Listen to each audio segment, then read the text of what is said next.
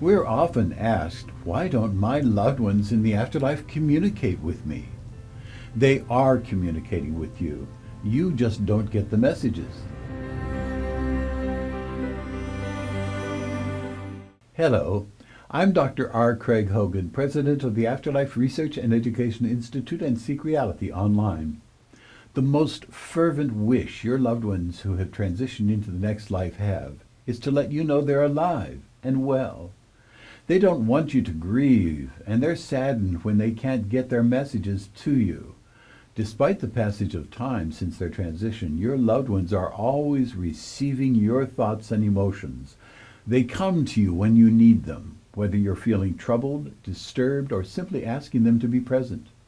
They're always available to communicate with you from the afterlife, and they're reaching out to you frequently, particularly in the weeks and months after their passing.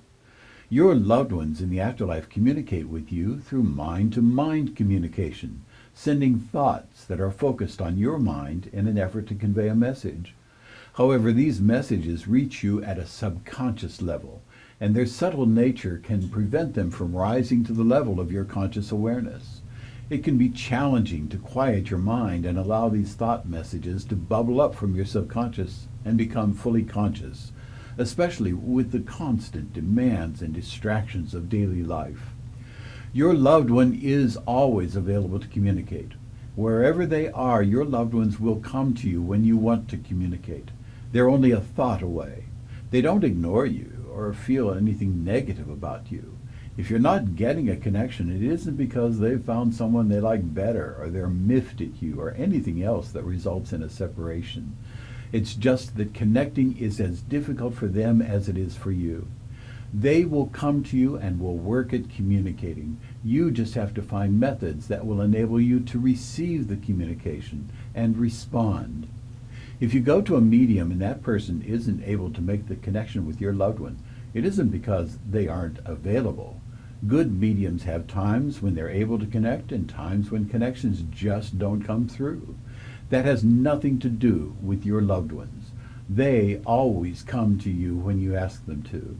It's that the medium is tired or mentally preoccupied or incapable. No one reincarnates and becomes unavailable. Reincarnation is misunderstood. The messages we're getting consistently from people living in the next stage of life say that after you make the transition to the next life, your higher self will incarnate a new individual to learn lessons in Earth School. When that new individual's life is being planned, it may take fragments or a whole framework from your life. As a result, you're linked with that new individual. That is why you can have past life regressions, and people talk about living other lives with each other.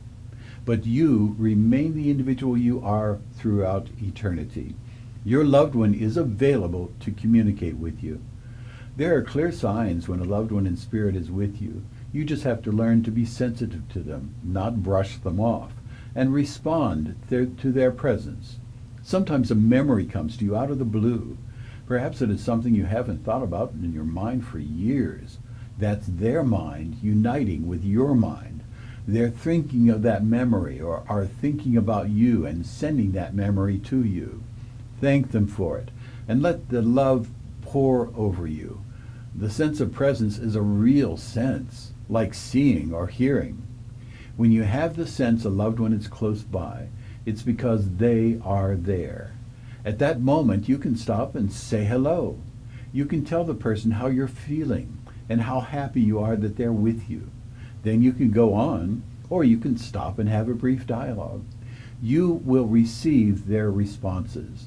The responses for them are the first thoughts that come into your mind after you say something. If you're attentive to the sense of presence, you will more easily feel it over time. The sense of presence can trigger sudden grief. The reason is that the sense brings the person to mind, resulting in the sadness that they're not in a body with you. One person came to the realization that the periods of spontaneous grief weren't just random moments of sadness. She wrote, "I realized at that moment I was feeling more than anything else that she was with me." If you feel a wave of grief, ask your loved one if they're nearby. The first thought that comes into your mind is their response. Accept all notions of messages that are warm, loving, and uplifting as communications from them. Dark, negative messages are from your monkey mind, not from them.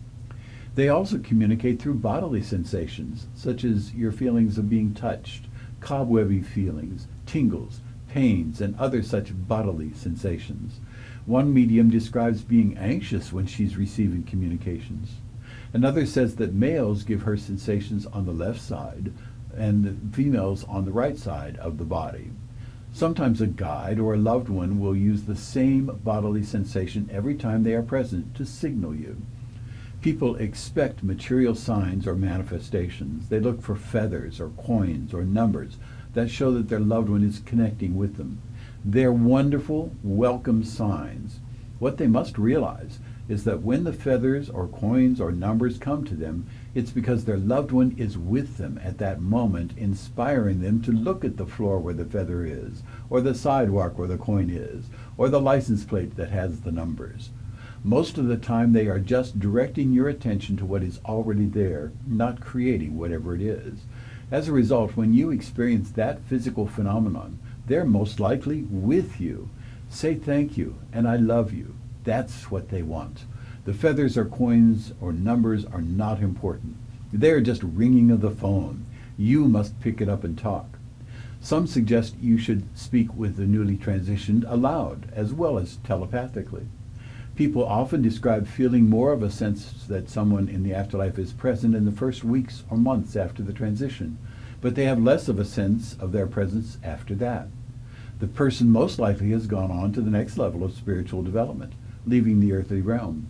But even after they have gone on to the next planes of their lives, they are still available to communicate, and they will still be with you to have a reunion when you get there. They are only a thought away right now.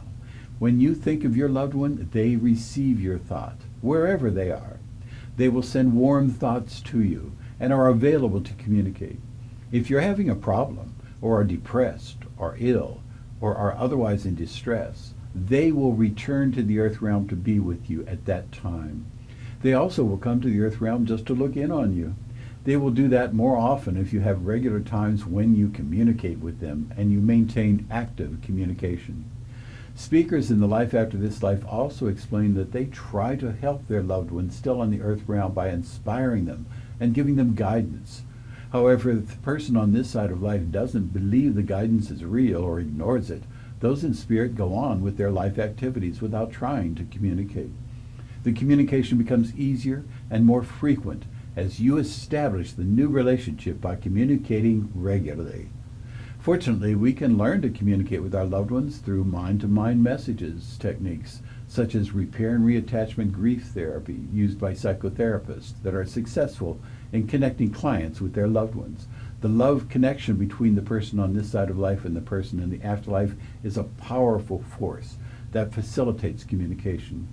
To learn about psychotherapist-guided afterlife communication, go to this link on your screen. There are also free online training programs available, such as the one provided by us, the Afterlife Research and Education Institute, that will teach you how to be more receptive to communication from your loved ones in the afterlife. The training is free and available to anyone. With practice and an open mind, anyone can learn to receive messages from their loved ones and strengthen their connection with them. For more information, go to the link on your screen. Your loved one is happy, but misses communicating with you. They're ringing the phone. You just have to pick it up and answer.